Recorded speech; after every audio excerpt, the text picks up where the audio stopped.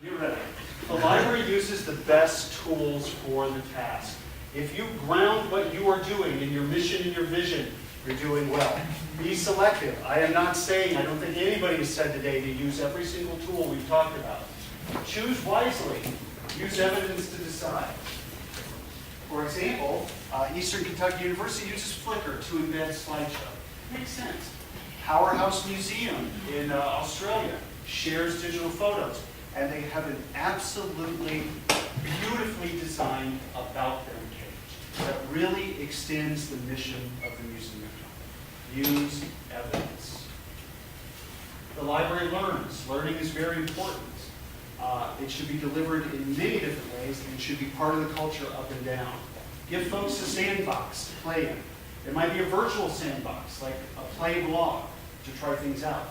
It might be putting your hands on technology, trying it out in sort of a encounter session with any technology you can find in the library to let staff play with. How many of you have an RSS annotator? Good. Here's Google Reader. It's one of the best things you can take out of a technology training session is how to use that, how to use NetVibes. And this is, as Stephen pointed out today, one of the most important things that has happened in libraries of late for self-directed, inclusive learning.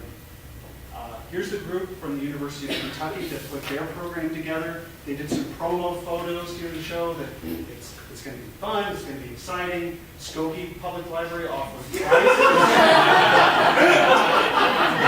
And this is free stuff. Park in the director's space when she's not there.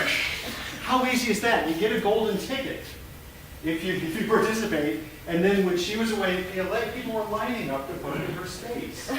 Here's an academic library example of Learning Web 2.0. And here's one of the deliverables, a motivational poster. Right?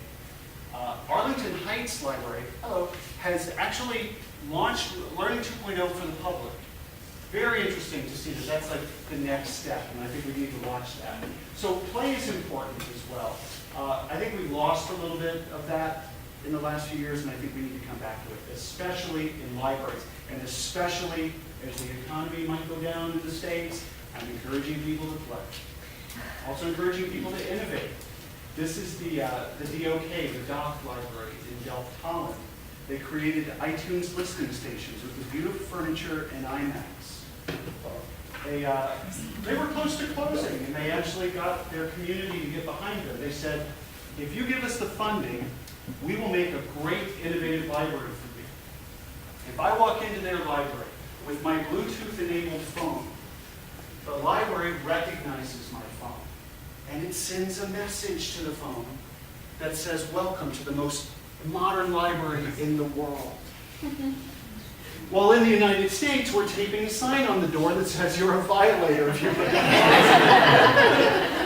a look at Ginny Levine's Flickr photos from Dock and from the Amsterdam Public Library. They are fascinating. And this is interesting. Have you seen these? Have you seen these around? This is a two-dimensional barcode. Cell phones can read them and give you the information. The Pasco Libraries down in Florida use this on their MySpace page to promote the Battle of the Bands. The announcement for the Battle of the Bands, the very first announcement, came as this. Who can read that? The young people with their phones.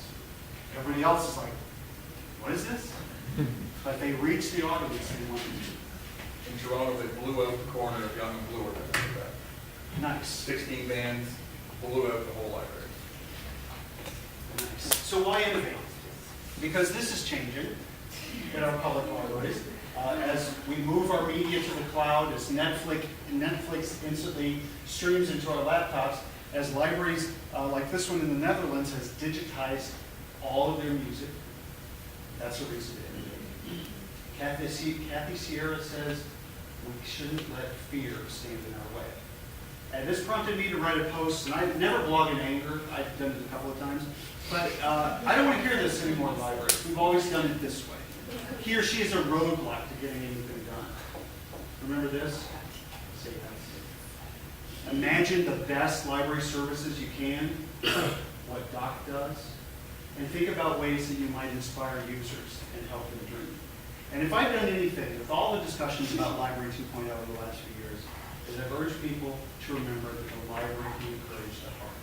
The heart is one of the most important things we can pay attention to as we go forward. Any type of that. Beautiful art installations, Arizona.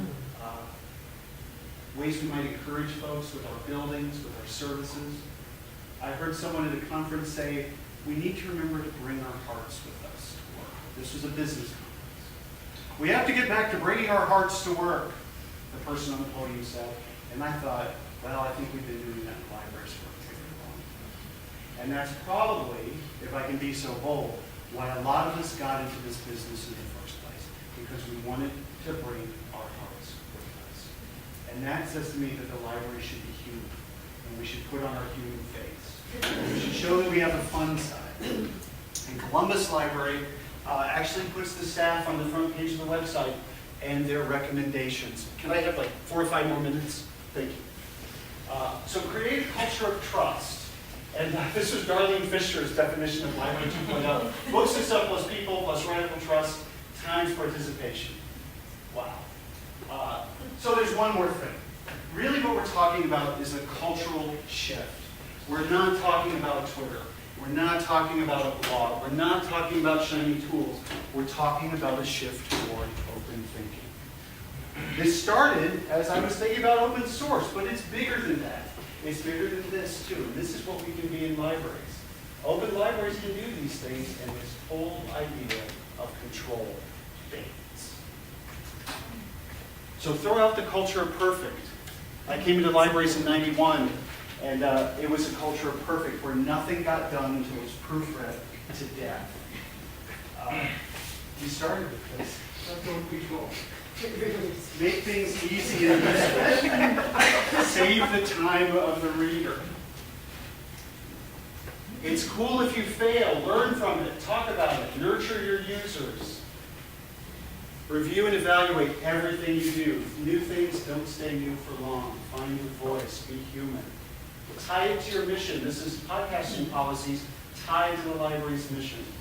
Be user-centered. I heard a group of librarians, I listen to people when I'm at conference, I heard a group of librarians say, every time people like something, we get rid of it. And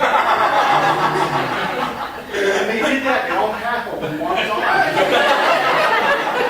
And it's true. So think about this. Oh, look at this, I doubled up my slides. Here we go. So remember that, and remember this. Hello.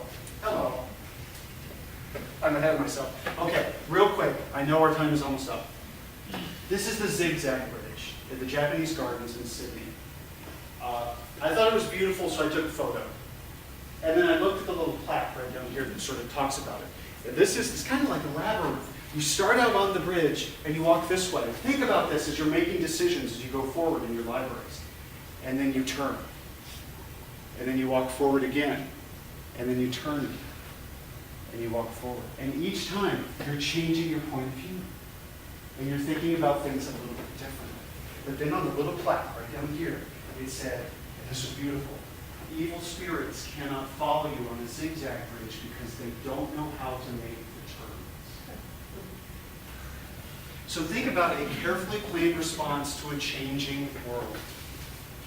Think about the library you're building for the future, and it does come down to you. And I love the fact that you call this day Web 2U. It's not about the tools.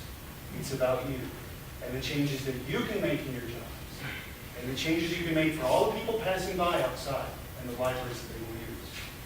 This was a missed opportunity in Mishawaka, Indiana. I had probably 50 comments on the post about this. One of the people said, I wish I would have grown up with MySpace and Facebook because I was shy and uncomfortable. And having a forum in which I could just be myself would have been a lifesaver. Isn't this what libraries should be thinking about? Putting people in touch with their tribe?